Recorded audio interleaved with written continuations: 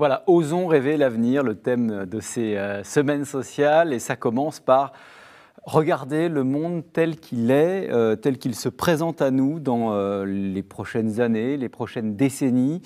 C'est ce que nous allons faire au cours de cette toute première table ronde. Pierre-Yves Le Priol le disait à l'instant, prospective et avenir envisageable. J'accueille Valérie Masson-Delmotte, Bruno Tertrais et Thierry Magnin. Bonjour à tous les trois. Valérie Masson-Delmotte, vous êtes climatologue, coprésidente de l'un des groupes du GIEC. Bruno Tertrais, politologue, directeur adjoint de la Fondation pour la recherche stratégique, et Thierry Magnin, docteur en physique et en théologie, président, recteur, délégué aux humanités de l'Université catholique de Lille. Alors, on va parler avec vous, bien sûr, de dérèglement climatique, des déséquilibres géopolitiques, démographiques, de la révolution numérique qui est en cours et qui est encore devant nous. Qu'est-ce qui nous attend ? Que peut-on réguler ? À quel niveau ? Dans quel délai ? Tout à l'heure, en ouverture de ces semaines sociales, deux représentants de la jeune génération, Nelly Valence et Foucault Giuliani, ont donné le ton. Nelly Valence, la présidente du mouvement rural des jeunesses chrétiennes, évoquait les pensées anxieuses qui l'envahissent souvent, le sentiment partagé par nombre de ses contemporains qu'on ne peut plus que subir. Quant à Foucault Giuliani, il nous disait que l'impression de sa génération, c'est souvent que l'histoire était déjà écrite. Alors qu'est-ce qui est écrit ? Justement, qu'est-ce qui est déjà écrit, qu'est-ce qui est certain, qu'est-ce qui dépend encore de nous ? C'est la question qu'on va se poser ensemble. Chacun de vous va avoir la parole pendant une quinzaine de minutes et ensuite, pendant une demi-heure, nous échangerons ensemble et puis avec les personnes qui nous regardent et qui peuvent toujours poser des questions grâce à l'onglet chat qui se trouve juste à côté de l'écran de vidéo. Alors je commence par vous, Valérie Masson-Delmotte. Dans le domaine qui est le vôtre, le climat, qu'est-ce qui aujourd'hui est certain ? On a tendance parfois à nous annoncer l'apocalypse pour demain ou pour après-demain. Qu'est-ce qui est sûr et sur quoi peut-on encore agir ? Alors peut-être le point à retenir, c'est que le climat avec lequel on va vivre par la suite, à l'avenir, il dépend des choix qu'on fait maintenant vis-à-vis des émissions de gaz à effet de serre à venir. Alors je vais commencer par aborder là où on en est sur l'évolution du climat et ce qui a provoqué le changement climatique qui est déjà observé. Ensuite, j'aborderai la manière dont on explore les évolutions futures physiquement possibles avec une large palette de scénarios. Je montrerai en quoi l'information climatique sur le climat, elle est critique pour se préparer, pour réduire les risques, pour s'adapter. Et puis la dernière chose, d'un point de vue purement de la physique du climat, qu'est-ce qui est nécessaire si on veut stabiliser son évolution ? Et puis je partagerai quelques analyses vis-à-vis de la COP26. Donc on en est maintenant à 1,1 degré Celsius de réchauffement sur la dernière décennie par rapport à la fin du 19e siècle. Et notre meilleure estimation, c'est que l'intégralité de ce réchauffement est la conséquence des activités humaines, donc avec l'effet réchauffant des gaz à effet de serre, en partie masqué par l'effet parasol des particules de pollution. Les gaz à effet de serre qui pèsent le plus, c'est le dioxyde de carbone, donc celui qu'on met quand on brûle du charbon, du pétrole, du gaz par la déforestation ou la production de ciment. C'est lui qui pèse le plus et il a un effet cumulatif. C'est-à-dire que ce qui va déterminer le pic, le niveau de réchauffement à venir, c'est le cumul de nos émissions passées, présentes et futures de CO2. Et tant que nos émissions dues aux activités humaines ne seront pas à zéro, le climat continuera à dériver. Puis le deuxième facteur qui pèse le plus, ce sont nos rejets de méthane. Donc le méthane, c'est aussi des fuites liées à l'utilisation des gaz fossiles. Et puis c'est aussi dans le monde l'augmentation de l'élevage de ruminants et la fermentation des déchets. Donc des émissions pour ces gaz à effet de serre qui ont augmenté. Et sur les derniers 10 ans, on est à des niveaux records depuis la révolution industrielle. En partie masqué par l'effet refroidissant des particules de pollution. Et si on regarde, en fait, ce qu'on voit, c'est que les politiques publiques visant à améliorer la qualité de l'air ont porté leurs fruits. Puisque en Europe, en Amérique du Nord, sur ces particules polluantes, le pic a été atteint en fait, à la fin du siècle dernier. Et c'est le cas au niveau planétaire, ça baisse lentement, même si on a encore des émissions polluantes de particules très élevées dans certaines régions d'Afrique ou d'Asie du Sud. Ça montre que les politiques publiques, ça fonctionne. Donc sur la dernière décennie, on a un peu perdu l'effet parasol de ces particules de pollution. Et puis on a continué à rajouter des gaz à effet de serre. Les deux facteurs ont fait augmenter finalement le poids de l'influence humaine sur le climat. La deuxième chose, c'est qu'est-ce qui est irréversible ? C'est l'accumulation de chaleur dans l'océan. Sur ce réchauffement qui est observé, la chaleur qui ne part plus vers l'espace, le plus gros, 90%, rentre dans l'océan, qui met des siècles à se mélanger. Donc ça va jouer le rôle en fait d'accumulateur. Donc on ne peut pas revenir en arrière sur le réchauffement qui a déjà eu lieu. Si on mettait tout à zéro, si on mettait à zéro demain les émissions mondiales de dioxyde de carbone, c'est une vue de l'esprit, hein, en fait on estime que sur 50 ans, il n'y aurait pas de tendance nette du réchauffement de surface. Donc ça montre à quel point, finalement, l'évolution future du climat dépend de ce qu'on va faire maintenant pour le réchauffement de surface. Alors pourquoi le réchauffement à la surface de la Terre c'est important? Parce que de nombreux aspects ils sont directement reliés. Plus le curseur monte au niveau planétaire, plus il monte au-dessus des continents, plus fort que la moyenne planétaire, très fort près de l'Arctique. Plus le niveau de réchauffement augmente, plus on va avoir une intensification des extrêmes chauds qui vont devenir plus fréquents et on va battre des records. Et c'est dû à l'influence humaine sur le climat. Plus on augmente le niveau de réchauffement planétaire, plus on intensifie les pluies torrentielles, parce que l'atmosphère, quand elle est plus chaude, elle peut contenir plus de vapeur d'eau, et donc une tempête avec la même trajectoire dans un climat plus chaud peut donner lieu à des cumuls plus élevés. Le dernier exemple que je veux donner, c'est celui des sécheresses. Donc dans les régions de climat méditerranéen, les régions comme la Californie, le sud de l'Afrique, certaines régions d'Amérique du Sud ou d'Australie, et tout le tour de la Méditerranée, un climat qui se réchauffe, c'est moins de précipitations, en particulier en été. Et puis c'est une atmosphère plus chaude qui va forcer plus d'évaporation, de transpiration des sols. Et ça exacerbe en fait la fréquence, la sévérité des sécheresses. Donc ces caractéristiques-là, ce sont quelques-unes parmi d'autres, augmentent directement à mesure du degré de réchauffement planétaire. C'est aussi le cas pour les conditions chaudes et sèches propices aux incendies de forêt, qui touchent des saisons plus longues, des régions nouvelles, à mesure qu'on monte le curseur sur la température à l'échelle de la Terre. Donc, ce que j'essaie de décrire, c'est que finalement, chaque région du monde, elle est affectée de multiples manières. Des tendances, des extrêmes, des seuils dont on sait aujourd'hui qu'ils provoquent des effets. Par exemple, certains rendements agricoles qui n'augmentent plus malgré les progrès des techniques agronomiques, parce qu'il y a des conditions de stress de température ou de stress en eau. Des effets composites sur les écosystèmes. Alors, sur les écosystèmes terrestres, la végétation, elle stocke aujourd'hui 31% de nos rejets de CO2, une saison de croissance qui augmente. Mais dans certaines régions, cette croissance, elle est limitée par le manque d'eau, en fait, ou par des extrêmes chauds. Et puis dans l'océan, c'est des changements composites. Un océan qui se réchauffe avec plus de vagues de chaleur aussi, donc des effets dommageables sur les récifs de coraux, une baisse du potentiel de prise de pêche dans les régions tropicales. Un océan qui s'acidifie en stockant 23% de nos émissions de CO2. Et puis un océan qui se mélange moins bien, qui perd de l'oxygène. Donc ça affecte aussi la vie marine. Et ça dépend directement de ce qu'on fait en termes d'émissions de gaz à effet de serre et de réchauffement.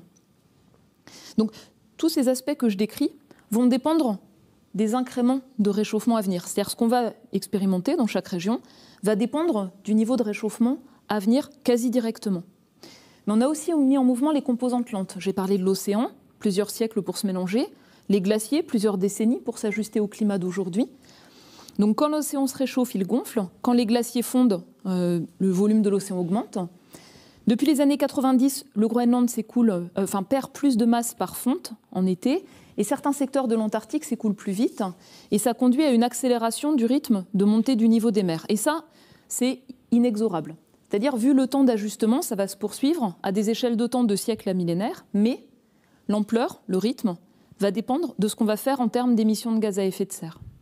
Donc, sur les évolutions futures, on explore des scénarios très contrastés, des narratifs en fait de développement, de choix de développement très contrastés. Certains avec une très forte baisse ou une baisse des émissions mondiales de gaz à effet de serre, un scénario de stagnation intermédiaire, des scénarios de hausse ou très forte hausse. Bonne nouvelle, du fait de politiques publiques mises en place, de ruptures technologiques sur l'électricité bas carbone en particulier, ces scénarios de très forte hausse sont aujourd'hui moins plausibles. Donc, dans tous les cas, on s'attend à ce que le niveau de réchauffement planétaire augmente dans les prochains 20 ans pour atteindre autour d'1,5 degré.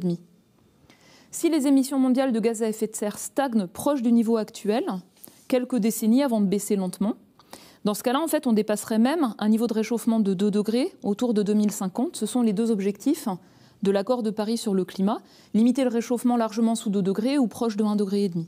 Donc, s'il n'y a pas une baisse importante, rapide, des émissions de gaz à effet de serre dans le monde dans les années à venir, on ne tiendra pas ces objectifs. Et les promesses qui ont été faites et réactualisées au moment de la COP26, elles impliquent que les émissions mondiales de gaz à effet de serre stagnent à un niveau proche de la moyenne des derniers 10 ans, à horizon 2030. Donc ce n'est pas du tout une trajectoire de baisse ou de forte baisse. Donc ça va impliquer un réchauffement qui va se poursuivre. Alors ce qu'on peut dire également, c'est que chaque incrément de réchauffement supplémentaire va amplifier les changements que j'ai décrits tout à l'heure dans toutes les régions, avec en particulier une compréhension plus fine de l'intensification du cycle de l'eau. Parce que finalement, pourquoi ça compte en fait, différents niveaux de réchauffement? Ça compte par rapport à des enjeux de sécurité. Sécurité en eau dans les régions où l'utilisation est tendue, sécurité alimentaire, du fait des effets sur les rendements agricoles, sécurité des habitats, par exemple dans les zones côtières, les zones sujettes aux aléas d'inondation. Donc, c'est très clair que dans un climat qui se réchauffe, le cycle de l'eau s'intensifie. Donc les contrastes augmentent entre les régions humides et les régions sèches. Les événements et les saisons très humides ou très secs vont être plus fréquents et plus intenses. Donc ça, ce sont des enjeux majeurs en fait d'anticipation, de gestion de l'eau, délicats parce que l'intensification veut dire se préparer à des situations avec une variabilité plus importante. Donc, qu'est-ce que ma communauté scientifique met finalement sur la table? Ce sont des connaissances fines de ces facteurs climatiques potentiellement générateurs d'impact dans chaque région à horizon des prochaines décennies, en fonction du niveau de réchauffement planétaire ou du scénario d'émissions de gaz à effet de serre. On a par exemple un outil sur la base des sciences ouvertes qu'on appelle un atlas interactif qui est en ligne et qui permet à chacun d'accéder à ces données, de les intégrer pour se préparer. Donc c'est vraiment pour moi le message le plus important. Il y a des changements qui vont être inévitables, mais on peut anticiper, on peut changer la planification, par exemple, des zones à risque d'inondation en intégrant l'évolution du climat. On peut identifier aujourd'hui les vulnérabilités, les expositions, agir pour les réduire. C'est vraiment tout l'enjeu des stratégies d'adaptation qui sont indispensables pour avoir un mode de développement qui soit résilient dans un climat qui change. On n'est pas tous égaux devant cette situation-là. Et une des tensions qui est de plus en plus croissante dans les négociations sur le climat, c'est l'absence totale, en fait, de mécanismes de solidarité avec ceux qui n'ont pas eu d'émissions historiques et qui font face aux pertes et aux dommages aujourd'hui dus à l'influence humaine sur le climat. Donc il n'y a pas eu d'avancée à la COP26 sur ce point-là. Et puis dans les montants qui ont été prévus des pays du Nord vers les pays du Sud, le montant qui avait été promis il y a une dizaine d'années n'a pas été complètement mis sur la table.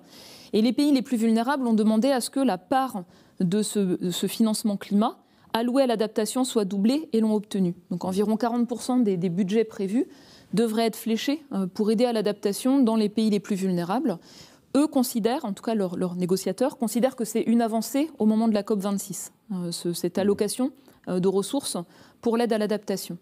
Et puis donc la dernière chose, c'est d'un point de vue vraiment du fonctionnement du climat, qu'est-ce qui est nécessaire pour le stabiliser?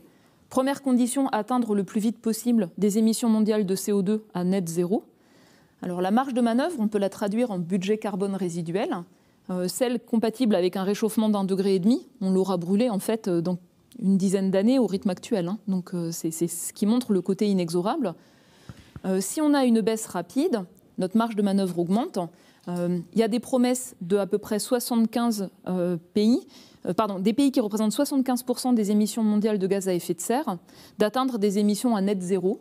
Alors ces promesses sont exprimées souvent de manière floue, entre 2050 et 2070, mais ça fait partie des premières étapes, disons, d'engagement pour atteindre cette neutralité carbone, qui est une condition clé pour limiter le réchauffement, avec des enjeux d'implémentation, de crédibilité, d'alignement avec les enjeux de court terme. Et puis dernière chose qu'on a mise en avant, la possibilité d'agir également sur les émissions de méthane, donc pour améliorer la qualité de l'air, ce qui est un enjeu majeur de santé publique. On a des actions pour réduire les émissions de particules et on perd leur effet de masque. Donc pour éviter une pénalité climat, on peut réduire rapidement les rejets de méthane avec des bénéfices rapides, puisque c'est un gaz à courte durée de vie dans l'atmosphère. Et ça permettrait de ne pas avoir d'effet net sur le climat et en même temps de gagner doublement en qualité de l'air, puisque quand on met du méthane dans l'atmosphère, c'est un précurseur de la formation d'ozone en surface qui est un polluant, néfaste pour la santé, néfaste pour la croissance des végétaux. C'est un point qu'on a souligné. Il y a eu une avancée à la COP26 dans cette direction, avec un engagement de pays qui représentent la moitié des émissions mondiales de méthane, de viser à réduire d'à peu près 30% ces émissions d'ici à 2030. Voilà. On voit donc, merci beaucoup Valérie Masson-Delmotte, ce qui est extrêmement clair, c'est que dans votre... on dit souvent que la démographie est l'une des sciences les plus précises, les plus exactes. Dans votre champ, c'est-à-dire la climatologie, il y a aussi des choses qui sont de l'ordre aujourd'hui du certain ou du quasi-certain, même si on voit qu'on a encore des marges de manœuvre. Oui. On va avoir l'occasion d'en reparler. Je vais donner la parole à Bruno Tertrais d'abord. Alors là, pour le coup, quand on interroge le politologue sur ce qui va se passer et qu'on lui demande de faire de la prospective, c'est une activité, on va dire, à risque parce que, évidemment, le champ des possibles est beaucoup plus vaste, manifestement. Sauf dans le domaine de la démographie, qui est un des domaines que vous m'avez demandé de citer et qui partage avec la physique du climat le fait d'avoir des forces d'inertie extrêmement importantes qui donnent, dans ce domaine précis de la démographie, une certaine confiance dans les prévisions, non pas les prédictions, mais en tout cas les prévisions et les modèles que l'on peut faire sur 20 ans, 30 ans, 40 ans et même 50 ans ou plus. C'est un point commun. Les forces d'inertie sont extrêmement puissantes. Mais peut-être d'abord un éclairage sur les questions géopolitiques du moment. Et puis je vais essayer d'être un petit peu plus optimiste que ne le sont beaucoup de mes collègues, parce que je suis dans un domaine dans lequel il est très facile d'être pessimiste, mais je crois qu'ici, vous avez souhaité que ce soit aussi un espace où on puisse, sinon faire rêver, du moins ne pas cauchemarder. Voilà. Du moins ne pas cauchemarder. Je vais vous proposer 10 points, peut-être 10 bonnes nouvelles, en tout cas qui peuvent apparaître comme des choses relativement encourageantes sur l'avenir, notre avenir politique et sociétal. Le premier, qui est un des domaines sur lesquels j'ai le plus travaillé, c'est sur la guerre. La guerre, on parle beaucoup du retour de la guerre dans le monde, même sur notre continent. Mais je crois que quand on prend du recul historique, et pour faire de la prospective, c'est toujours bon de faire de la bonne rétrospective dans tous les domaines, il faut se rendre compte qu'aujourd'hui, on est au XXIe siècle dans un monde dans lequel la guerre n'est plus considérée comme un mode normal de relation entre États, ce qui, à l'aune de l'histoire de l'humanité, est tout de même assez exceptionnel. Et dans les faits, il y a évidemment beaucoup de conflits, mais il y a quasiment plus de guerres interétatiques entre États, directement opposant deux États, depuis les années 1950. C'est devenu quelque chose d'exceptionnel au regard de ce qu'a été l'histoire des siècles précédents. Ça s'explique comment ? Ça s'explique par des normes culturelles. Il y a quand même beaucoup plus de démocratie dans le monde qu'il y en avait il y a un siècle, par exemple. Ça s'explique par le fait que les populations, de manière générale, alors pas partout dans le monde, mais les populations occidentales, par exemple, vieillissent, et le vieillissement de la population est corrélé avec une moindre propension à la guerre. Donc sur la causalité exacte, il faut se méfier, c'est assez complexe, mais en tout cas, on peut dire que globalement, un monde vieillissant, c'est plutôt un monde dans lequel on aura sans doute une probabilité de conflit moins importante. Il y a aussi tout simplement la mondialisation du commerce des ressources. Se saisir des ressources de l'adversaire, ça a été pendant des centaines, voire des milliers d'années, un motif de guerre absolument essentiel. Et aujourd'hui, on va dire pour faire simple qu'il est plus facile d'acheter que de voler. Et que donc, ça a un coût supplémentaire de faire la guerre pour se saisir de ressources qui sont accessibles plus facilement sur le marché mondial. Attention, je ne suis pas du tout en train de vous dire qu'on ne se bat plus du tout pour les ressources. Mais quand on se bat pour les ressources, d'abord, c'est plutôt des conflits internes, des guerres civiles, et puis c'est davantage du fait de leur abondance que du fait de leur rareté. Quand vous avez des milices privées qui essayent de se saisir de minerais en Afrique, par exemple, comme c'est très souvent le cas, ou de bois précieux, ou d'autres domaines, c'est parce que c'est une ressource abondante. Localement, en tout cas.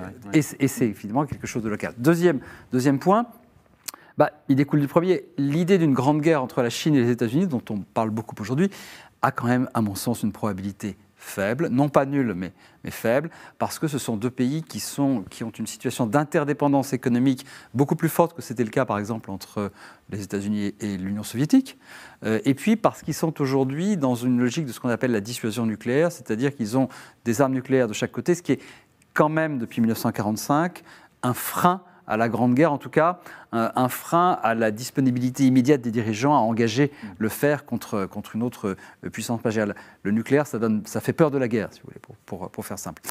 Troisième point, plus rapidement, on parle aussi beaucoup de retour de la course aux armements, mais là encore, prenons du recul pour envisager ce qu'est la situation d'aujourd'hui, comparons-la à celle d'hier. La course aux armements de la guerre froide, c'était quelque chose d'absolument phénoménal. Il y avait 80 000 armes nucléaires dans le monde, entre 60 et 80 000 dans les années 1970. Aujourd'hui, on n'en est plus là. Il y a effectivement des dynamiques d'action-réaction entre États, entre les États-Unis, la Chine et la Russie notamment, mais les dépenses militaires, par exemple, comparées à la production économique, comparées au PIB, les dépenses militaires sont beaucoup moins importantes dans les États qu'elles ne l'étaient dans les années entre 1910 et 1980. Si vous voulez. Donc ça, c'est aussi quelque chose qui est intéressant de mettre en perspective. Je passe maintenant rapidement à quelques points sur les grands équilibres internationaux. Commençons par l'Europe. L'Europe, puisque c'est notre continent, que n'a-t-on pas dit depuis 20 ans sur l'Europe en danger d'effondrement, de dislocation, etc. Moi, je trouve que l'Union européenne s'est trouvée extrêmement résistante aux crises. L'Europe, elle grandit dans les crises. Même on l'a vu en 2008, notamment après la crise financière, où c'est là qu'on a mis en place l'union bancaire, par exemple. On a vu aussi qu'en 2015, malgré les coups de boutoir des migrations particulièrement importantes, notamment provenant de Syrie, d'Irak et d'Afghanistan, l'Europe a résisté. On a vu surtout que l'Europe a résisté à la pandémie et a même fait un saut qualitatif assez positif en proposant pour la première fois une mutualisation des dettes, qui est un saut dans la construction européenne tout à fait significatif. Donc cette résistance de l'Europe, cette capacité à grandir dans les crises, moi je trouve que c'est quelque chose d'assez important à mettre en perspective pour l'avenir. Un mot sur l'Amérique, c'est une cinquième bonne nouvelle, mais je dirais que je vais passer rapidement dessus parce que là encore, on pouvait être très inquiet sur l'avenir de l'Amérique jusqu'en novembre 2020. Bon, quelles que soient nos préférences politiques, l'Amérique de 2020, l'Amérique de 2019, ce n'était pas une Amérique qui allait bien, c'était même une Amérique qui faisait peur. On a vu que ce grand pays est capable de s'adapter, de changer de pied, de se remettre au travail. La capacité d'adaptation de l'Amérique à l'après-Biden et à l'après-pandémie est tout à fait stupéfiante, tout à fait phénoménale. À l'après-Trump, oui. À l'après-Trump. Ça sera peut-être le cas pour l'après-Biden aussi. Alors, je ne vais pas être trop long là-dessus parce que M. Trump n'est pas totalement mort politiquement et le camp qu'il représente, les forces politiques qu'il représente, pourraient revenir au pouvoir. Mais en tout cas, je crois que ça a été, notamment sur le plan économique, et c'est important pour toute la croissance mondiale, pour toute l'économie mondiale, quelque chose d'assez positif. Alors, un dernier point là-dessus.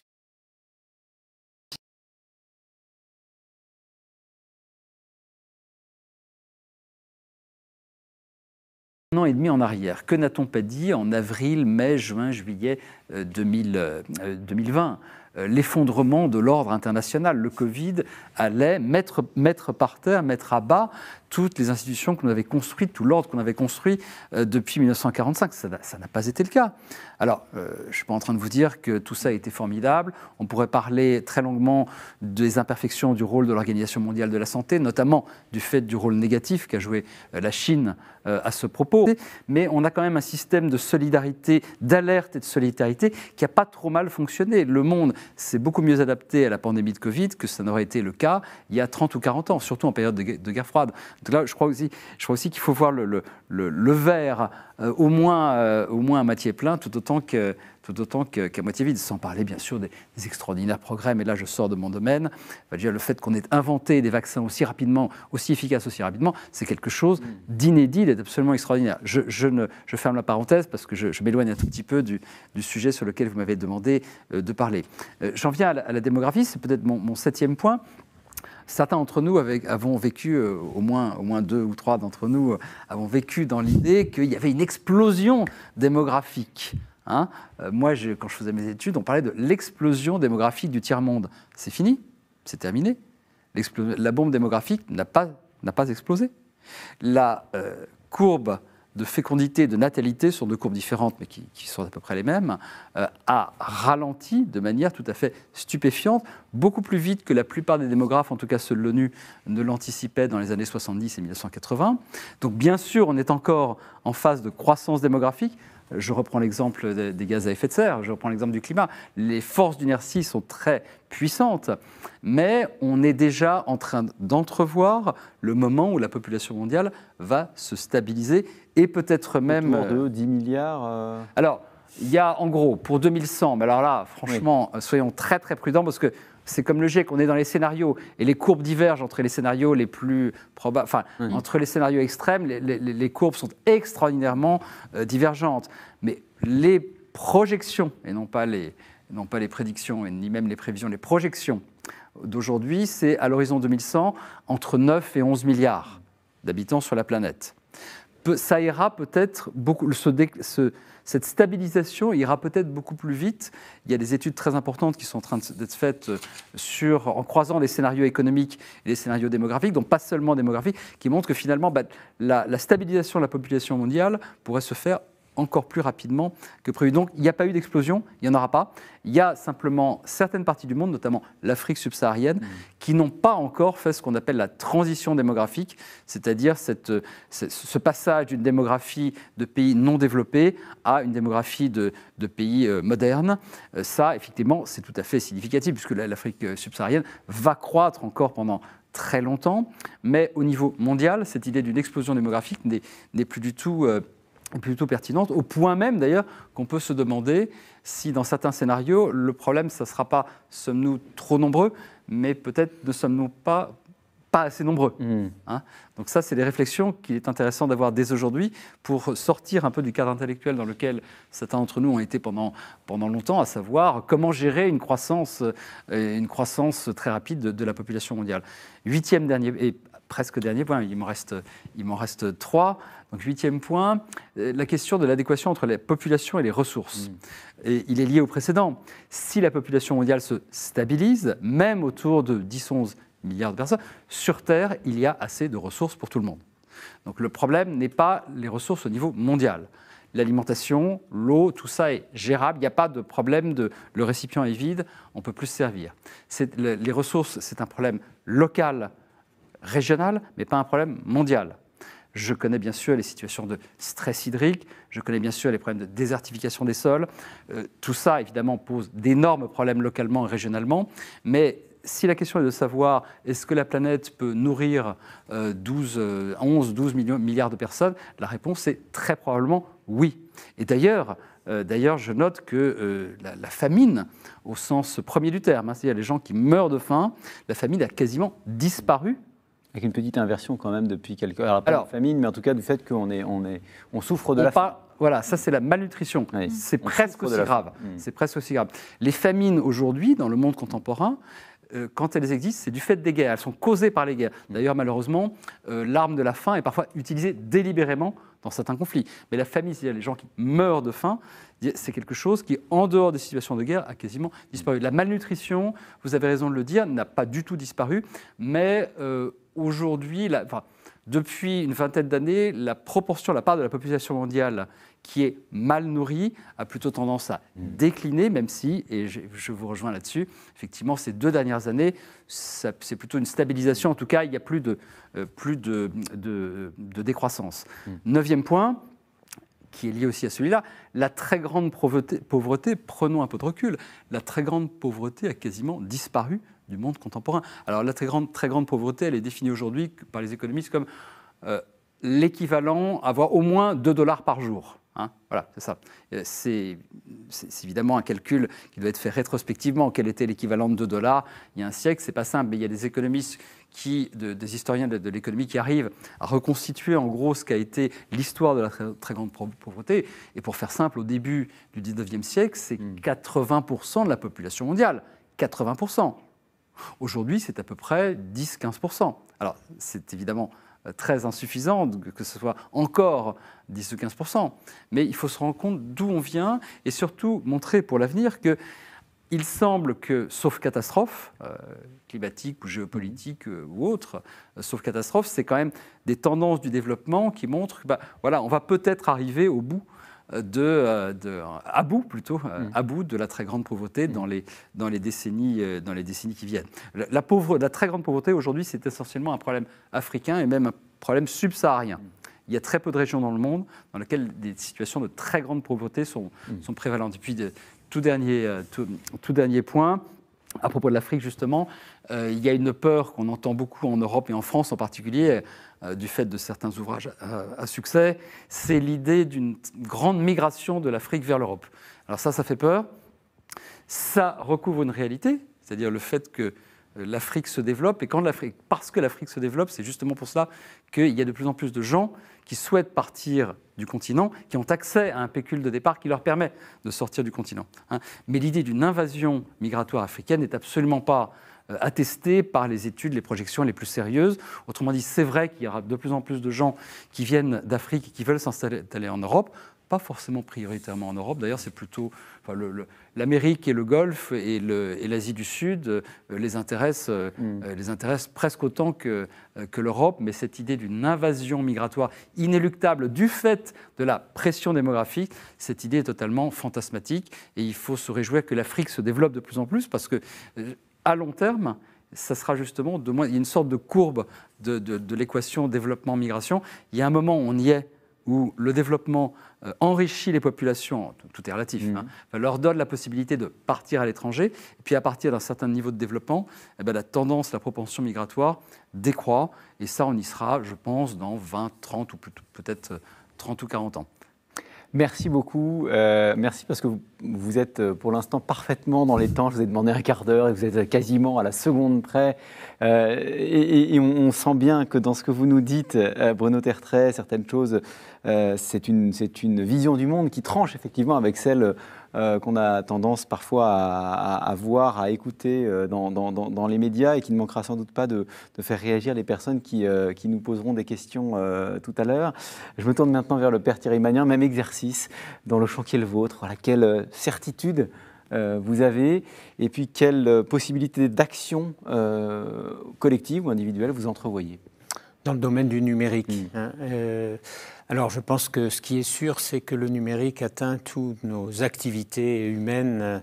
On s'en rend compte tous les jours. Si vous allez prendre évidemment un billet de train, d'avion ou autre, voilà, si on utilise son smartphone, et bien entendu on est branché et on vient de vivre un moment difficile de plusieurs confinements et on était quelque part bien heureux d'avoir ce numérique et cette communication numérique qui nous permet de rester en lien, en contact, même si on sait que ça ne remplace pas les relations humaines directes et que ce n'est pas si facile de passer de l'un à l'autre, de l'hybride, comme on dit.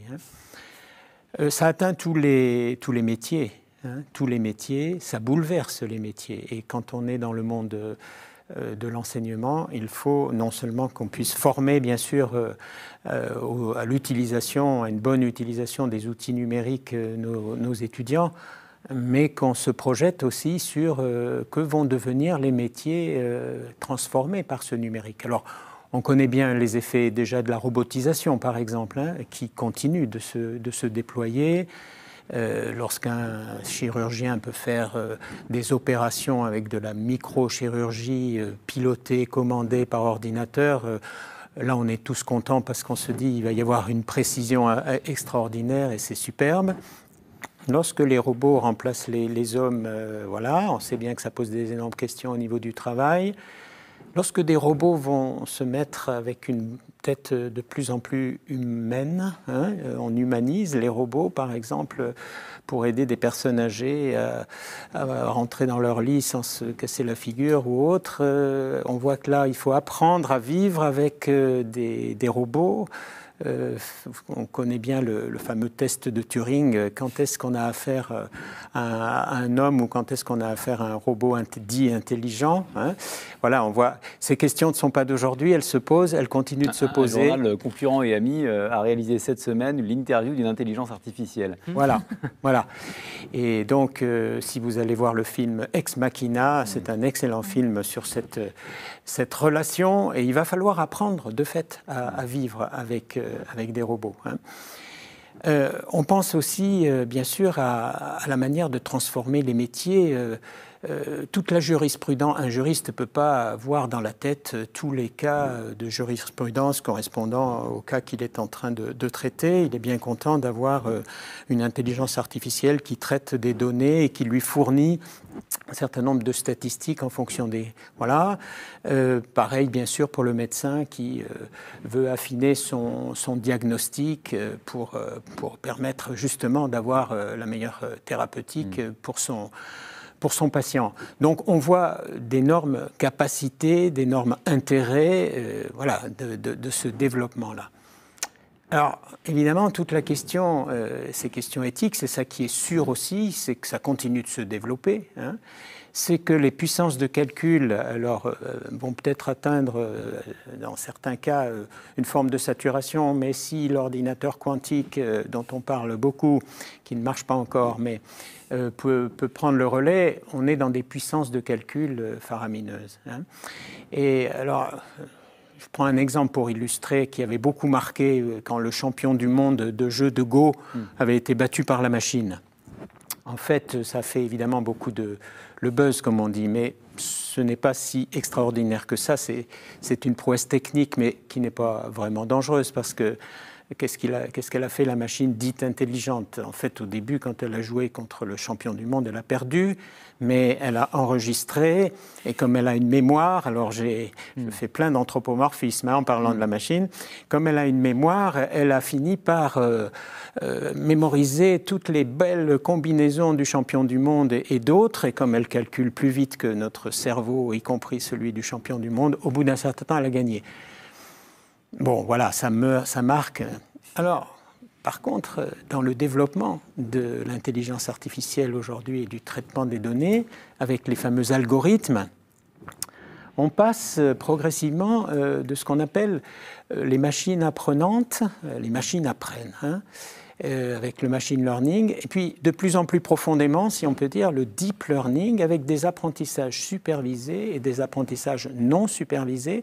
Donc là, évidemment, on a à la fois un développement assez extraordinaire de capacité de prévoir les évolutions possibles des systèmes qu'on analyse, mais avec un contrôle qui, voilà, jusqu'où on peut contrôler tout cela. Hein.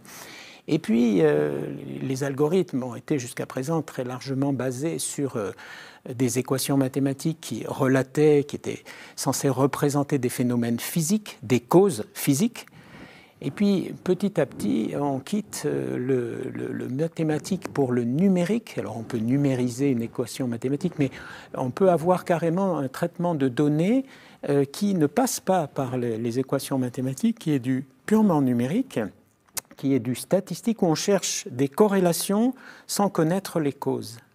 Alors, c'est aussi quelque chose d'extrêmement intéressant pour la prévision future, mais vous comprenez que si les causes nous échappent, si les phénomènes eux-mêmes nous échappent, vous voyez, on est en train de passer un peu du connaître pour faire, que j'ai connu quand j'étais un jeune étudiant-chercheur au CNRS, à faire pour connaître avec les technosciences, et les technosciences numérisées, et toutes les simulations numériques magnifiques.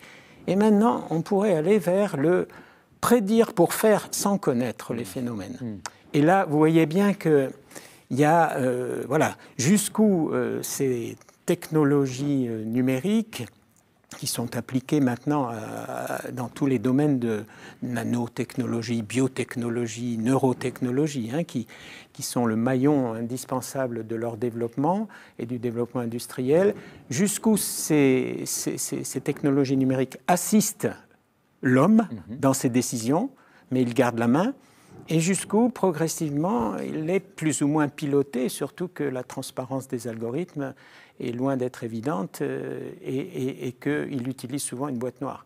Donc, oui, des outils magnifiques de recherche, d'évolution et des outils pour prévoir plein de choses, le climat et beaucoup d'autres choses, magnifiques, jusqu'où on peut avoir une liberté, un recul, et jusqu'où on peut contrôler tout ça, avec en toile de fond, bien sûr, les questions d'information, et on a tous en tête voilà, les réseaux sociaux, les algorithmes. Là, on a encore entendu chez Facebook et d'autres des problèmes, des questions posées. On se souvient de Cambridge Analytics, les fuites de données. Voilà.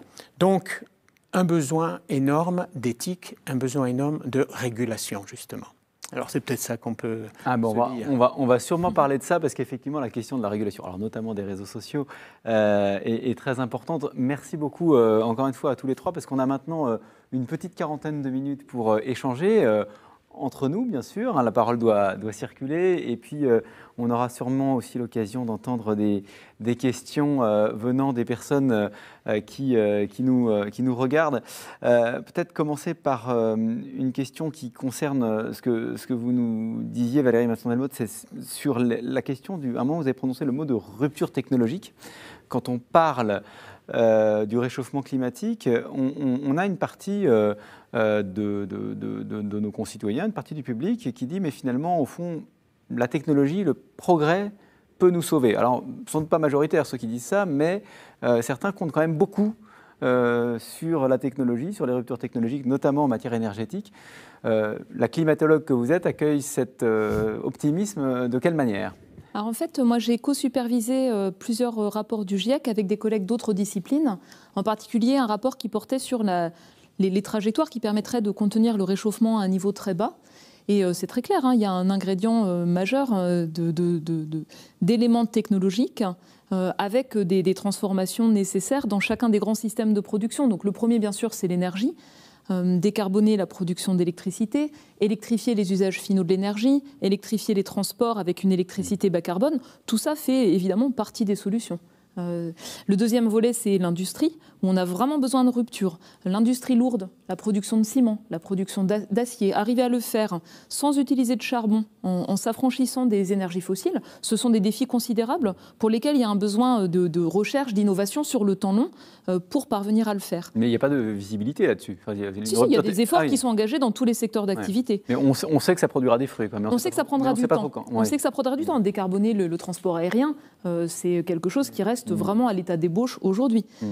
Voilà. Mais ce n'est pas demain que les avions vont voler de manière industrielle à l'électrique. Non, pas du tout. Et puis après, donc, il y a tous les enjeux qui portent sur le secteur des terres, donc les manières de produire l'alimentation, l'augmentation du stockage de carbone dans les sols, une forme d'intensification soutenable pour préserver les écosystèmes. Tout ça font partie d'enjeux où il y a besoin de recherche agronomique, multiples, diversifiées, de l'expérimentation. Et puis, il y a les systèmes urbains et les infrastructures qui ont un rôle tout particulier parce qu'il y a un mouvement d'urbanisation majeur dans le monde, tout particulièrement dans les pays en développement, et que les systèmes urbains concentrent des infrastructures qui peuvent soit verrouiller des formes de vie très intensives en utilisation d'énergie fossile, ou à l'inverse, permettre par le développement de l'efficacité énergétique, des mobilités alternatives à la voiture, au contraire, en fait, et par l'économie circulaire, d'éviter en fait très rapidement des rejets importants de gaz à effet de serre, sans parler du secteur du bâtiment, bien sûr, qui est aussi devant des défis considérables.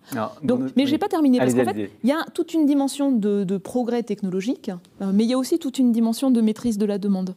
C'est-à-dire, si on veut réussir vraiment rapidement à baisser les émissions de gaz à effet de serre, la technologie seule, elle ne suffira pas si la demande d'énergie continue à augmenter, y compris dans les pays développés, si la demande en protéines animales continue à augmenter, et si la demande en matériaux non renouvelables continue à augmenter. Et donc, il y a deux dimensions dans toutes les trajectoires qui permettent vraiment de contenir le réchauffement, les scénarios socio-économiques, qui intègrent l'évolution démographique, bien sûr. Il y a une dimension d'évolution technologique, on va dire, à construire, qui ne va pas forcément venir toute seule, qui a besoin d'être encouragée, accompagnée. Et puis il y a une dimension aussi, pour ceux qui contribuent le plus aux émissions de gaz à effet de serre, de maîtrise de la demande, qui est considérable. Bruno Tertrais, vous vouliez réagir, et puis après j'aurai une question pour vous. Non, je crois que sur ces sujets, il y a deux types de résistance. Moi, je crois beaucoup à l'utilité du progrès technique pour... Et je crois que l'utilité du progrès technique a été démontrée depuis 200 ans pour régler les grands problèmes de l'humanité. Bon, bien, c'est une généralité, bien sûr, mais il y a deux types de résistances. Il y a des résistances culturelles, sociétales et des résistances politiques. Résistance culturelle et sociétale, quand on parle par exemple de l'alimentation, il y a un grand sujet qui sont les OGM.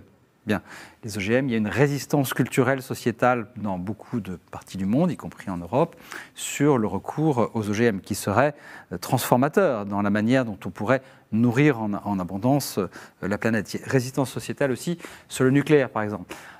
Moi, je considère qu'on aura beaucoup de mal à freiner la demande. C'est-à-dire que le levier demande d'électricité sera extrêmement difficile à freiner, à utiliser, et que je crois qu'à moins de vouloir vivre dans une société autoritaire, il va falloir vivre dans une société dans laquelle la demande en électricité sera de plus en plus importante.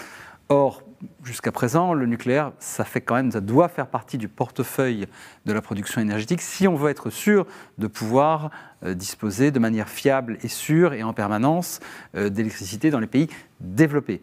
Donc vous voyez, il y a un type de résistance. Il y a un deuxième type de résistance qu'on a bien vu à la COP26, c'est la résistance politique. Vous avez des pays comme la Chine et l'Inde qui ont toujours dit, écoutez, vous avez pu bénéficier de votre développement, de votre modernisation, en utilisant massivement des combustibles fossiles, laissez-nous le temps, nous, de nous adapter. Nous ne sommes pas encore prêts. Et donc, quand on sera arrivé à un certain niveau de développement, on pourra en faire autant. Et là, la résistance est effectivement extrêmement forte. Alors, il y a sûrement des leviers sur lesquels on peut jouer en Inde, par exemple. On parlait tout à l'heure de la pollution, qui est un énorme souci, la pollution due aux combustions, aux combustibles de type bois, ou charbon, mais y compris, par exemple, en Inde, dans les campagnes indiennes, excusez du peu, c'est quand même 700 millions de personnes, ou 800 millions de personnes, on se chauffe et on se nourrit à l'aide, en brûlant du combustible fossile.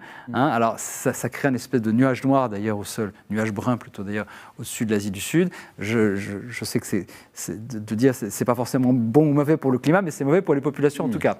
Et alors, ça là-dessus, il y a encore des résistances politiques extrêmement fortes, notamment de la part de la Chine et l'Inde, qui sont quand même une grande partie de la population mondiale. Et par rapport aux bonnes nouvelles que vous donniez tout à l'heure, ce qu'on peut aussi mentionner, c'est si on assure un accès à une énergie moderne, propre, pour les populations qui ont un accès très limité, en fait, qui utilisent de la biomasse ou des choses comme ça, l'effet sur les émissions de gaz à effet de serre sera très limité. L'enjeu, c'est maîtriser là où les émissions sont très élevées. Déjà très fortes. Thierry Magnin. Oui, moi je pense que tout ça est très important à un niveau global, et puis ça va de pair, je pense, avec une forme d'éducation à la sobriété de consommation. Il me semble. Vous voyez, prenons un exemple sur la 5G, puisque voilà une question qui se pose. On va passer à la 5G, et je pense qu'on va y aller. On y est déjà d'ailleurs, mais il paraît que ça fait 1 an que ça existe dans certaines grandes villes en France, et que ce n'est pas un énorme succès commercial pour l'instant. Voilà. Mais techniquement, en tout cas, il y a des très bonnes conditions pour cela. Mais on ne sera pas tous obligés d'acheter tout de suite son nouveau smartphone tous ensemble pour consommer 10 fois plus avec la 5G. Si on n'est pas éduqué, par contre, c'est comme ça quand même le progrès scientifique. Le besoin, il est créé aussi par ce qui est mis sur le marché. Ça, je pense que c'est une forme d'éducation plus personnelle, mais qui est collective. C'est une éducation à la sobriété de consommation, sans perdre la joie de vivre, d'être branché, comme on dit. J'ai pas mal de questions, notamment pour Bruno Tertrais, mais finalement, on est quand même dans l'interdisciplinarité ici, et ça m'intéresserait de vous entendre réagir à l'exercice, j'allais dire l'exercice de style auquel vous êtes livré. C'était très important. Vous avez peut-être forcé le trait sur l'optimisme, mais en tout cas, c'était très intéressant. Je vous le disais parce que c'est pas une vision qu'on a l'habitude d'entendre, notamment sur la question des ressources. Vous aviez l'air de dire qu'au finalement, la planète était suffisante aujourd'hui pour nourrir 10 milliards d'êtres humains, projection raisonnable pour 2100. Or, on n'arrête pas d'entendre, sur le plan du climat, en tout cas, ce sont deux choses différentes, qu'il n'y a pas de planète B. En tout cas, vous nous dites que sur le plan de la nourriture, de l'agriculture, le sujet ne se pose pas. Attention, s'il se pose, mais d'une autre manière. Bien sûr, il n'y a pas de planète B. Mais je vais élargir mon propos et après en limiter la portée.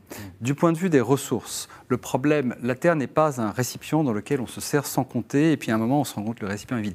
C'est la technologie et le marché, le prix en particulier, déterminent la disponibilité des ressources. Si vous prenez par exemple, vous pouvez creuser dans la Terre, vous trouvez toujours des ressources, pour faire simple. Le problème c'est qu'à un moment ça coûtera tellement cher d'aller les chercher qu'il faudra faire autre chose, qu'il faudra substituer une technologie par une autre. C'est ce qu'on fait d'ailleurs depuis des siècles. On a fait d'abord le bois, puis après le charbon, puis après le pétrole. Le problème n'est pas le manque de pétrole ou de gaz.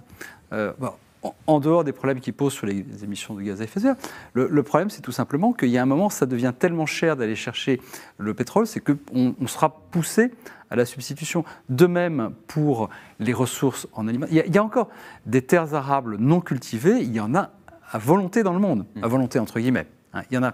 Donc le problème, ce n'est pas celui de la capacité globale de la Terre pris comme unité qui est en cause. Le problème, c'est un problème de flux, pas un problème de stock, c'est un problème de distribution et d'exploitation, pas de ce qui est en stock sur la planète. Vous voyez, je limite considérablement la portée de mon propos pour dire que bien sûr, il y a des problèmes de ressources énormes dans beaucoup de pays et ça ne va pas s'arranger partout, mais ce n'est pas un problème de combien d'habitants la Terre peut-elle supporter. Ce n'est pas ça le problème. Peut-être un mot, et après on donnera la parole à nos amis Arnaud et Alice, qui se font les ambassadeurs de nos auditeurs. Allez-y. Oui, en 2019, on avait rendu un rapport spécial sur le changement climatique et l'utilisation des terres, compte tenu des enjeux croisés, en fait. Climat, sécurité alimentaire, préservation des écosystèmes, désertification. Et pour résumer, donc, ce qu'on montrait, c'est finalement que le système alimentaire actuel n'est pas soutenable, au sens, par exemple, donc ça conduit à une destruction croissante d'écosystèmes, une perte de biodiversité, des enjeux sur une gestion durable même des eaux fossiles dans certaines régions du monde. Et puis on a, c'est autour de 800 millions de personnes, je crois, qui souffrent toujours de sous-nutrition. On explique ce que c'est que les eaux fossiles, je ne suis pas sûr que tout le monde... Les eaux souterraines non renouvelées, voilà. Voilà, celles qui ne sont pas...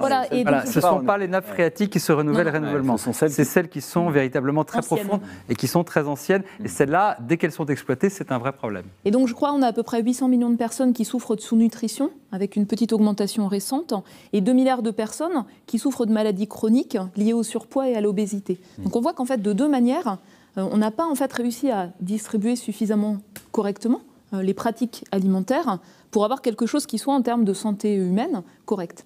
Et quand on rentre ça avec un climat qui se réchauffe et des conséquences contrastées selon les régions très froides, un allongement de la saison de croissance, à nos latitudes, des effets de stress de température et d'humidité des sols qui va continuer à baisser. Et dans les régions tropicales, des enjeux majeurs, parce que autour de 2 degrés de réchauffement, on arrive vraiment dans des conditions nouvelles. C'est-à-dire qu'il n'y a pas d'analogue. On ne peut pas aller chercher des semences qu'on va tirer d'un autre endroit plus chaud, ça n'existe pas. Donc c'est vraiment ce côté de situation nouvelle très préoccupant. Un ordre de grandeur, on sait que le rendement du maïs diminue quand on a une température au-dessus de 35 degrés. C'est quelque chose qui est observé à assez grande échelle. En Afrique, par exemple, dans l'ensemble du continent africain, par demi-degré de réchauffement, c'est 15 jours en plus au-dessus de 35 degrés. Ça donne une idée du défi. Donc il y a des défis, bien sûr, de sélection, d'adaptation de semences. On n'y est pas aujourd'hui. Et donc on s'attend, dans l'état des connaissances actuelles, à avoir des baisses de rendement, y compris pour des céréales qui sont un peu critiques. Et ça, en fait, ça veut dire que plus le niveau de réchauffement est élevé, plus on peut amplifier des risques d'insécurité alimentaire, quand les systèmes du marché ne vont pas être suffisants.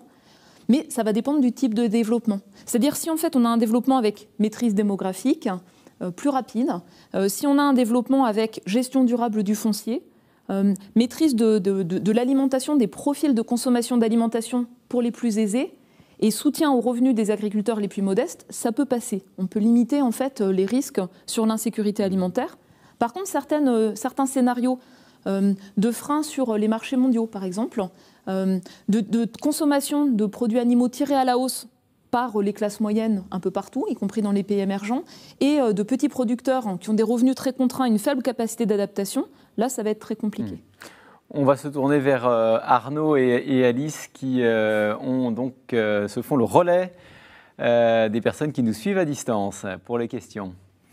Oui, beaucoup de questions de participants.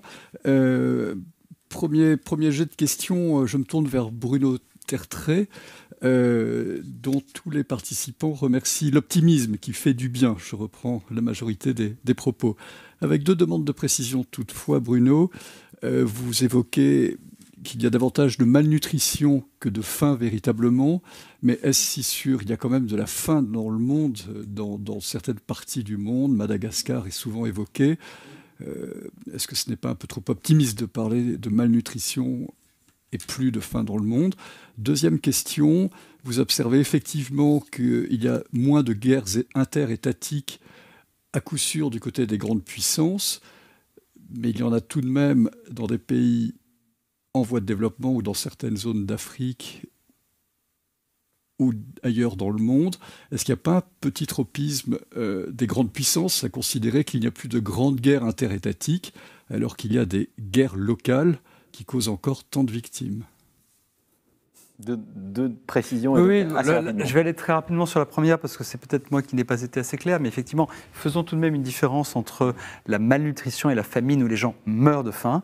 Je ne dis pas que la famine a totalement disparu. Il peut y avoir des situations critiques, comme c'est effectivement le cas dans une partie de Madagascar en ce moment, mais le fait est que D'une part, la famine est devenue très rare hors situation de guerre. Ce n'était pas le cas il y a 50 ou 60 ans, loin de là. D'autre part, la malnutrition, il y a des gens qui ne mangent pas assez. Eh bien, c'est quelque chose qui tente à décroître, sauf ces dernières années. Nous verrons si c'est un petit accident de parcours ou si c'est une tendance plus lourde. C'est un peu trop tôt pour le dire.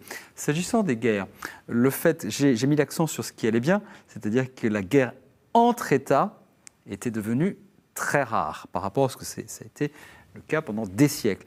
La guerre à l'intérieur des États, les guerres civiles, les guerres intra-étatiques sont évidemment encore très nombreuses, trop nombreuses certainement, et notamment en Afrique. Et d'ailleurs, pour lier mes deux sujets, on constate de manière assez... aujourd'hui, l'état de la science est assez avancé pour dire que les corrélations entre profil démographique d'un pays et propension de ce pays à connaître des situations de violence collective, voire de guerre civile, c'est des corrélations tellement fortes qu'on est en train de voir des liens de causalité entre les deux. C'est un peu plus qu'une corrélation. C'est ce que vous disiez tout à l'heure, par exemple, sur le vieillissement des populations, ou sur la jeunesse d'une population. Voilà, vous avez bien écouté, c'est-à-dire le contraire de ce que... C'est justement l'inverse de la proposition, puisque c'est cohérent. Une société vieillissante, une société qui, toute chose égale par ailleurs, est une société globalement moins encline à la guerre et même à la violence collective.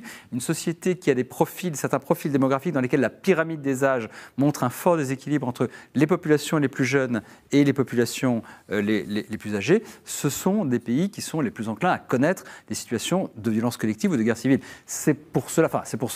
C'est ce que l'on observe, en tout cas, en Afrique subsaharienne, de telle sorte qu'on peut d'ailleurs prévoir effectivement, non pas le nombre de guerres, certainement pas, parce que la guerre, c'est un phénomène humain qui dépend de décisions individuelles et collectives, mais la propension d'une société, la stabilité, si vous voulez, d'une société, sa propension à connaître de telles guerres civiles, en fonction de la démographie africaine, on peut justement dire qu'à horizon de 30-40 ans, la propension de ces sociétés à connaître des conflits violents de manière répétée va plutôt diminuer. Vous voyez, je lis comme ça les deux, la démographie et les conflits. On peut le faire uniquement pour les conflits internes, pas pour les guerres interétatiques entre États. Ça, c'est un autre sujet.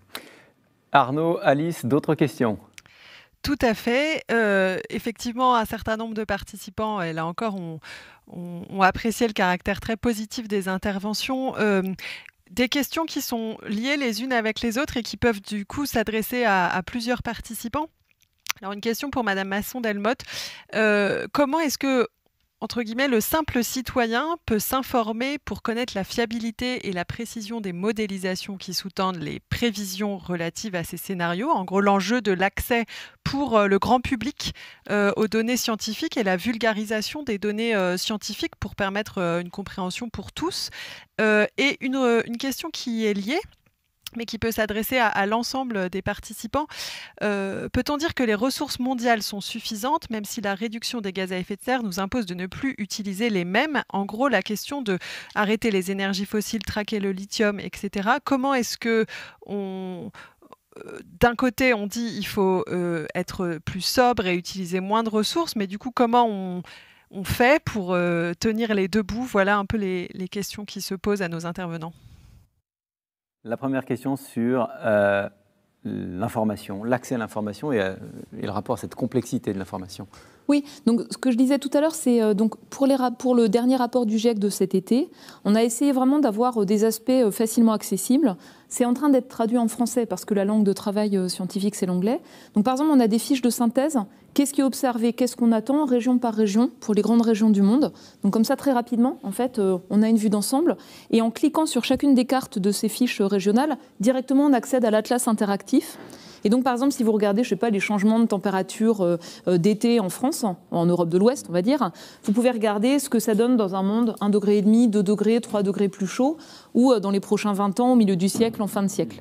Et après, vous pouvez même récupérer les données, faire des visualisations. Où on trouve, alors, parce que, redites-nous. C'est sur le site du GIEC ipcc.ch, avec le dernier rapport de cet été. Et l'outil s'appelle l'Atlas Interactif. Il est accessible en anglais et en espagnol pour l'instant.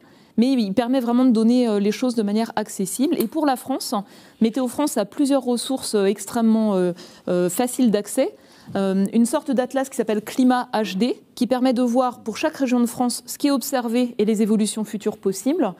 et un portail qui rend aussi les projections d'évolution future pour la France accessibles, qui s'appelle le portail DRIAS de Météo France.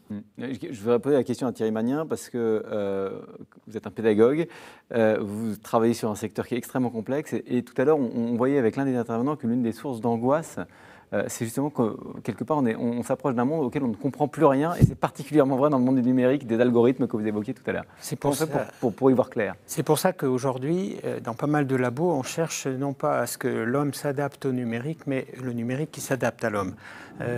Et pour prendre un exemple qui rebondit sur la question qui vient d'être posée sur comment on peut trouver les données. Vous avez aujourd'hui, par exemple, l'Agence pour la transition numérique en France qui développe un outil qui s'appelle Datagir, un outil numérique qui s'appelle Datagir. Et vous allez avoir accès sans difficulté, vous tapez Datagir et vous y avez accès. Et vous pouvez calculer facilement votre impact carbone lié au type de transport que vous utilisez, lié au type d'outils que vous utilisez dans votre vie quotidienne. Oui, ça c'est une mise à disposition pour un citoyen qui a envie de vivre la sobriété heureuse dont je parlais tout à l'heure, devant l'ampleur des dégâts, il faut bien le dire, et qui a accès à ce genre de... Voilà. Je pense que de plus en plus, il faudra avoir... C'est pas la machine, on ne doit pas s'adapter à la machine, c'est l'inverse. Et il y a des recherches aujourd'hui là-dedans, il y a encore beaucoup de progrès à faire dans ce sens-là. Je me retourne vers Alice, parce que du coup, la deuxième question qui était posée, peut-être la reformuler. Oui, c'était l'enjeu en fait du... Ah. Oui, vous m'entendez ? On n'entend pas très bien, mais voilà, c'est beaucoup mieux maintenant, parfait. La question, elle était autour de comment est-ce qu'on fait dans un contexte où les ressources mondiales sont rares et ne sont pas infinies pour, si on veut garder, entre guillemets, un niveau de vie, quelles alternatives on trouve et comment on fait pour ne plus utiliser les mêmes. Donc, question très difficile parce qu'à un moment donné, quand certaines énergies seront épuisées, quelles alternatives on a, et ça rejoint la question de l'éducation à la sobriété aussi, quelles évolutions de nos modes de vie collectivement on peut viser. Voilà. Valérie Masson-Delmotte puis Bruno Tertrais. Alors moi ce que je voulais mentionner dans les contraintes en fait et les points de vigilance sur le climat, souvent on parle de réduction des émissions de gaz à effet de serre, on parle d'adaptation à un climat qui change. La troisième dimension qui est importante, c'est la pression sur les terres. Pourquoi ? Parce qu'en fait, les terres, c'est une ressource critique, sous pression croissante par l'évolution des modes d'alimentation et l'évolution démographique aussi, qui exerce une pression sur les terres.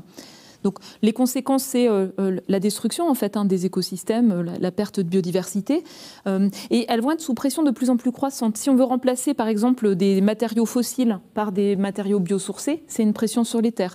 Si on veut les utiliser pour stocker du carbone, et qu'on veut le faire, par exemple, par des monocultures d'afforestation à la place de terres agricoles, c'est une pression croissante. Mais comme vous l'avez dit, Bruno, il y a un potentiel qui est tout à fait existant de restauration de terres dégradées, d'améliorer la qualité des sols, d'améliorer des forêts qui ont été dégradées, de les restaurer, de faire des cultures, par exemple, pour l'énergie ou pour stocker du carbone sur des terres marginales, dans une gestion intégrée, diversifiée de paysages. Mais ça demande d'aborder les choses d'une manière diversifiée et pas en cherchant une solution unique déployable à grande échelle. Est-ce que vous dites que si on déplace d'une ressource vers une autre, on ne fait que déplacer le problème en fait ? On augmente la pression dans ce cas-là sur les terres spécifiquement, sur l'utilisation des terres. Bruno Tertrais. Oui, je reviens sur le vocabulaire utilisé par certains des participants.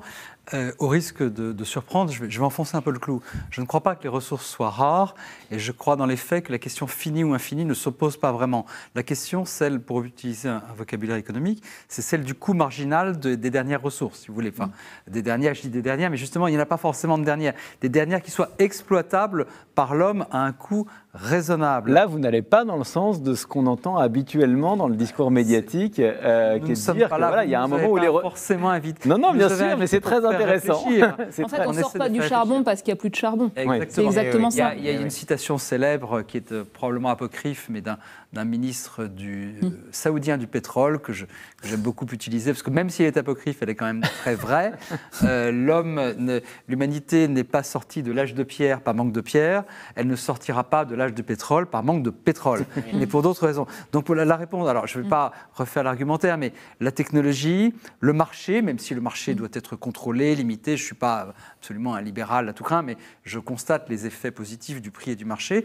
L'éducation à la sobriété, bien sûr, mais là, je suis peut-être un petit peu plus pessimiste que vous. Je pense que c'est un problème de riches.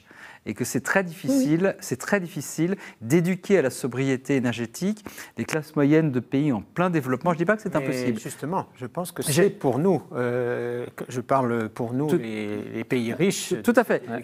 On va vous donner la parole là-dessus, Thierry Magnin, parce que c'est très important de vous entendre. Tout à fait. Je termine sur ce point. Donc je pense que c'est peut-être ce qu'il y a de plus difficile pour les classes moyennes des pays qui vont encore être très énergivores dans les décennies qui viennent. Et moi, je crois beaucoup plutôt, je ne sais pas, mais en tout cas, je crois beaucoup aux stratégies gagnant-gagnant. C'est-à-dire, pour vous donner un exemple, il y a quelques années, j'ai fait changer mes fenêtres. J'ai mis les doubles vitrages. Eh ben, non seulement c'est un gain sociétal parce que ça fait baisser la consommation d'énergie, mais en plus, j'ai moins de bruit et j'ai moins de bruit chez moi. Et en plus, ma facture d'électricité diminue. Donc, c'est gagnant-gagnant. Donc, voilà. Ce n'est pas transposable dans tous les champs. Mais ce n'est pas transposable partout. Parce de la consommation. Même avec les aides de l'État, j'ai quand même les moyens de changer mes fenêtres. Alors, il y a des choses aussi. Un tout dernier point, là, pour les leviers sur lesquels on peut agir, justement, sur la question à la fois des ressources et de l'énergie, les infrastructures en Afrique. En Afrique, la distribution entre la production d'alimentation et la consommation, on peut aller jusqu'à une perte de plus de 50%. C'est énorme. Alors, les infrastructures, les canalisations d'eau, si vous voulez aujourd'hui faire un bien fou à l'humanité, faites la réflexion des canalisations d'eau en Afrique. C'est quelque chose dans lequel les pertes d'eau sont totalement phénoménales dans les villes, dans les concentrations urbaines africaines. Donc, si vous voulez, il y a un certain nombre de leviers. Je pense en particulier, d'ailleurs, il y avait un plan assez intelligent de Jean-Louis Borloo avait associé son nom à un projet d'électrification de l'Afrique. Il faut effectivement penser, je ne sais pas si c'est rêvé, mais il faut penser aux infrastructures, et d'ailleurs c'est ce que fait Joe Biden en ce moment aux États-Unis, parce que les infrastructures américaines, pardonnez-moi, mais elles ne sont peut-être pas au niveau africain, mais en tout cas elles ne sont pas au niveau français. Donc il y a des leviers, simplement je suis peut-être un petit peu plus pessimiste que vous sur l'éducation à la sobriété. Alors justement, Thierry Magnin, la sobriété, l'éducation à la sobriété, est-ce que c'est un problème de riches ? En tout cas, ça nous concerne directement dans les pays riches, ça c'est vrai. Et ça passe, me semble-t-il, par l'éducation de base. Moi, je rêve de développement des technologies numériques sur fond d'écologie intégrale. C'est-à-dire sur fond d'un service de solidarité, d'une part, par exemple. Aujourd'hui, il y a encore en France, dans un pays riche, des fractures numériques importantes.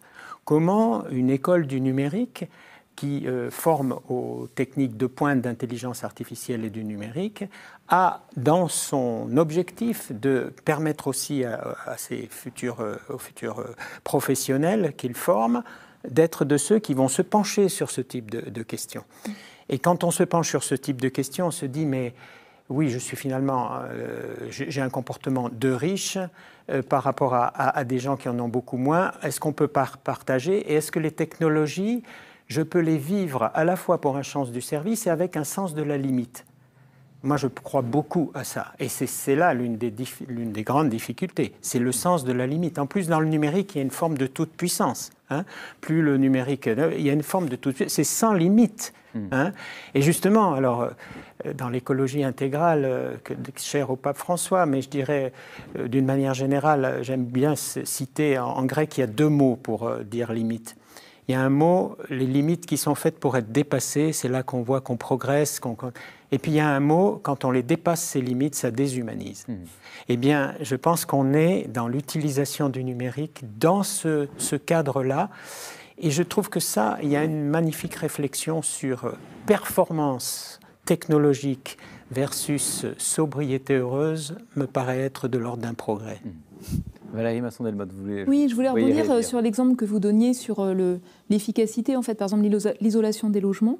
Donc ça relève de méthodes d'efficacité, mais c'est connu d'être associé à des effets rebonds. C'est-à-dire si votre facture d'énergie baisse, vous allez mettre 3 degrés de plus dans votre pièce à vivre, vous serez toute l'année en t-shirt et le gain sera plus limité. Donc les deux vont ensemble en fait, à la fois l'efficacité et aussi la sobriété, avec un certain nombre de solutions qui sont très importantes. On parlait d'alimentation. Pour moi, en fait, vraiment personnellement, je pense qu'il y a un ensemble de solutions sans regret. C'est-à-dire c'est bénéfique pour la qualité de l'air, pour le climat, pour la santé. Tout ce qui est mobilité active, par exemple, dans un contexte là où on a une partie très importante des jeunes partout dans le monde qui bougent de moins en moins, réfléchir à tout ce qui peut les mettre en mouvement davantage, se déplacer à vélo, à pied, etc., avec les infrastructures associées, c'est vraiment un investissement en termes de santé publique, bénéfique pour tout le reste, et qui donne des pratiques aussi plus sobres sur les déplacements. Ouais. Et puis vous avez parlé des gaspillages dans les pays, enfin des pertes en fait dans les pays de la production alimentaire. Dans le monde, c'est 25 à 30%. Chez nous, c'est beaucoup de gaspillage. Il y a des leviers d'action formidables aussi là. Bien sûr. Juste et après, on redonne la parole. Un mot sur quelque chose qui peut amuser, c'est on commence maintenant à savoir faire la production d'électricité sur un dance floor, c'est-à-dire sur une piste de danse. Et ça, on n'arrête pas le progrès. Parce que pour ces jeunes dont vous dites qu'ils sont très pessimistes, si on leur dit vous allez produire de l'énergie en allant danser, c'est plutôt une bonne nouvelle, non? Je propose de retourner à la table des questions. Je voyais Arnaud et Alice faire des signes. Je ne sais pas si c'était à moi qui c'était destiné, là, sur l'écran de contrôle. Mais je vous donne la parole pour que vous nous transmettiez les questions. Merci Jérôme. Effectivement, beaucoup de questions. Alors, parmi lesquelles, pour Valérie Masson-Delmotte, sans doute, d'une COP à l'autre, est-ce que les grandes décisions, au fond, avancent dans le bon sens? Et deuxième question, est-ce que la nécessaire injonction de penser à 20 ans ou à 30 ans, en termes pédagogiques, ne nous dispense pas des petits gestes sans attendre, dès aujourd'hui? Et puis un deuxième niveau de question, peut-être, pour qui voudra y répondre. Vous avez, Thierry Magnin, évoqué le nécessaire besoin de régulation vis-à-vis des GAFAM. Elle semble commencer à s'établir de la part de nombreux États, dont la France, la communauté européenne, au nom d'injonctions juridiques, anticoncurrentielles, voire fiscales. Mais le niveau des questionnements éthiques n'est à ce jour pas adressé finalement par les États. Donc, quelles seraient les instances qui pourraient poser la question éthique que vous mettez sur la table vis-à-vis des GAFAM? On va d'abord prendre la question qui concerne Valérie Masson-Delmotte et notamment les grandes décisions de la... est-ce que les COP vont dans le bon sens au bout du compte? Si on reprend là où on était en 2010, avant le mécanisme, accord de Paris et tout le reste, on anticipait une hausse vraiment régulière et importante des émissions mondiales de gaz à effet de serre entre 2010 et 2030. Si on estime en fait avec un certain degré d'effort l'ampleur du réchauffement attendu en fin de siècle, il y a pas mal d'hypothèses derrière ça, mais on regarde le rythme d'action, on l'extrapole. En gros, en 2020, on était parti vers un réchauffement en fin de siècle de l'ordre de entre 2 et 3 degrés et demi, en gros, hein, la plage estimée. Après la COP26, on estime que si les promesses sont tenues, on est plutôt parti vers un réchauffement en fin de siècle de l'ordre de 1,8 à 2, quelque chose autour de 3 degrés aussi. Donc on a gagné quelques dixièmes de degrés. Et le message que je veux faire passer, c'est vraiment que chaque fraction de réchauffement évité compte. C'est-à-dire qu'il ne faut pas négliger ce début d'action. Il y a vraiment un mouvement assez fort en ce moment de désinvestissement du charbon. C'est même inscrit dans la décision de Glasgow hein, de réduire fortement l'utilisation de charbon, même s'il y a beaucoup de réticences, en particulier du côté de l'Australie. C'est un des pays qui freine le plus. Hein. Ce n'est pas forcément l'Inde ou la Chine.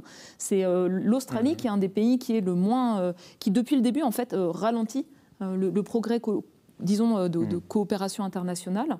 On voit qu'il y a un mouvement qui est assez profond, qui est engagé. D'ailleurs, il y avait un jeu un peu pervers parfois de donateurs qui finançaient des centrales à charbon dans des pays du Sud, alors qu'on peut aussi, à moindre coût, en fait, financer des alternatives pour produire de l'électricité plus décentralisée à budget identique. Pensez à 20 ou 30 ans, est-ce que ça nous dispense des petits gestes ? Alors sur les petits gestes, on estime qu'en France, sur l'empreinte carbone individuelle, on n'est pas loin de 10 tonnes équivalent CO2 par personne et par an. C'est assez élevé parce que la moitié, c'est nos importations, hein, qu'on a beaucoup désindustrialisées. Je n'ai pas très bien compris le chiffre, pardon. Par personne et par an en France, c'est à peu près 10 tonnes de CO2, tout gaz à effet de serre ramené au CO2, donc on dit CO2 équivalent, qu'on met en fait dans l'atmosphère par personne et par an. À peu près la moitié, c'est ce qu'on fait sur le territoire français, la production nationale et consommation nationale. Mais l'autre moitié, c'est le résultat du commerce mondial et de tout ce qu'on a en fait exporté d'industries lourdes et qu'on importe de biens manufacturés d'Asie, d'Europe de l'Est, fait en particulier avec du charbon. Ce que vous dites, c'est qu'on peut vraiment, nous, à l'échelle individuelle, continuer d'agir. Donc les leviers d'action qu'on a, c'est sur cette empreinte, on a 20 à 25% de leviers directs dans les choix qu'on peut faire sur le fait de réduire assez rapidement cette empreinte. La mobilité, par exemple. La mobilité, l'alimentation, quand on peut le faire, l'isolation des logements, une durée de vie plus longue pour les produits achetés de seconde main. Enfin, il y a plein de leviers d'action qui dépendent des choix que chacun veut faire. Après, donc, il y a aussi beaucoup de leviers d'action, par exemple, sur les entreprises françaises, sur leur chaîne de valeur, sur les filières d'approvisionnement. Il y a des leviers d'action par les accords de commerce mondial aussi, qui pourraient être un peu plus activés, qui permettent aussi d'agir sur l'ensemble des accords commerciaux. Et ce qu'on estime, c'est qu'à horizon 2050, les leviers d'action individuels, donc, qui touchent à la demande, ça permettrait de gagner en qualité de vie et en émissions de gaz à effet de serre à hauteur à peu près de 40-45% du défi. C'est une publication de Nature aujourd'hui, en fait, dans un journal scientifique assez prestigieux. Ah ben on ira regarder ça. Il nous reste que quelques minutes et donc on va poser la question à Thierry Magnin, puis peut-être d'ailleurs que Bruno Tertrais voulait dire quelque chose sur la régulation des GAFAM. C'est l'un des grands enjeux politiques de la décennie qui s'ouvre. Ah, je crois, et puis comme la question le disait, là, c'est d'abord pris sous l'angle juridique. Alors l'Europe d'ailleurs a déjà bien réagi, hein. On pense au RGPD qui maintenant passe dans les mœurs depuis 2018. On pense au Digital Service Act pour la régulation notamment des désinformations et des problèmes sur les réseaux sociaux. Ceci dit, la question était au niveau éthique. Comment ça va se passer? Eh bien, écoutez, peut-être c'est un scoop pour beaucoup de gens. Hier, c'est un signe d'espérance, hein. Hier, la directrice générale de l'UNESCO a annoncé la signature d'un accord mondial sur l'éthique de l'intelligence artificielle par 190 pays, quelque chose comme ça. Reste sans doute à découvrir les textes, les conditions et puis jusqu'où chaque État régulera cela. Mais ça veut dire que le problème est bien dans les têtes. Au niveau mondial, on peut espérer qu'il passera dans l'effectif du terrain. Bruno Tertrais, et puis ce sera malheureusement le mot de la fin, mais sur cette question très importante. Rapidement là-dessus, je crois que c'est vraiment une tendance lourde, la régulation des GAFAM. Je crois que là, pour le coup, il y a une volonté des États de ne pas perdre la main sur les outils les plus importants qui façonnent le monde aujourd'hui. L'Europe a montré la voie, c'est vrai, vous avez parlé du règlement sur les données, mais l'Europe se montre vraiment là, dans ce domaine-là aussi très forte sur la construction de normes à valeur exemplaire. Donc c'est un autre point positif sur la construction de l'Europe. Et même aux États-Unis, où les démocrates qui sont beaucoup dépendants, en partie dépendants financièrement et politiquement d'États dans lesquels les GAFAM sont très forts, notamment en Californie, je crois que même là aussi, la tendance lourde est en train de monter. Donc j'ai peine à croire qu'on laissera les GAFAM dominer le monde dans les 20 prochaines années. Il nous reste une toute petite minute, Thierry Magnin, j'avais une question pour vous, mais très rapidement. Au fond, quand on écoute tout à l'heure, dans vos interventions liminaires, il y avait sur le plan géopolitique, en tout cas, de l'optimisme et certaines certitudes. Sur le plan climatique, il y a des certitudes qui ne sont pas forcément très enthousiasmantes, mais il y a des certitudes. Au fond, le point sur lequel il y a le moins de certitudes, j'ai l'impression, en vous écoutant tout à l'heure, c'était sur les questions de rupture technologique en matière de numérique, d'intelligence artificielle, d'ordinateur quantique. Là, on est vraiment devant un terrain inconnu. On est en tout cas devant un terrain où il y a des boîtes noires de partout, pour la plupart des gens, et c'est là que la démocratie doit pouvoir jouer pour réguler tout cela. Il y a la volonté en Europe de le faire, mais sinon on risque d'être vraiment piloté par. Et je pense que c'est une question d'éducation à la base, en particulier des futurs ingénieurs, des futurs responsables économiques et techno-économiques. Et c'est à nous, les professeurs, de bien faire notre boulot. Et puis en plus, on est en France, Bernanos c'est très à la mode, on se souvient de la France contre les robots, il disait on risque d'être piloté par, c'était lui qui disait attention, parce qu'on finit par devenir l'outil de ces outils. Merci beaucoup, en tout cas, pour cette conversation passionnante qui nous permet de nous projeter. La première des choses à faire donc, dans cette journée, c'était de regarder le monde tel qu'il est aujourd'hui, tel qu'il se présente à nous pour les décennies à venir. C'est fait, c'est très éclairant et donc on va pouvoir maintenant continuer pendant les prochaines heures et les prochains jours, surtout les prochains jours, avec les semaines sociales de France, d'oser rêver l'avenir.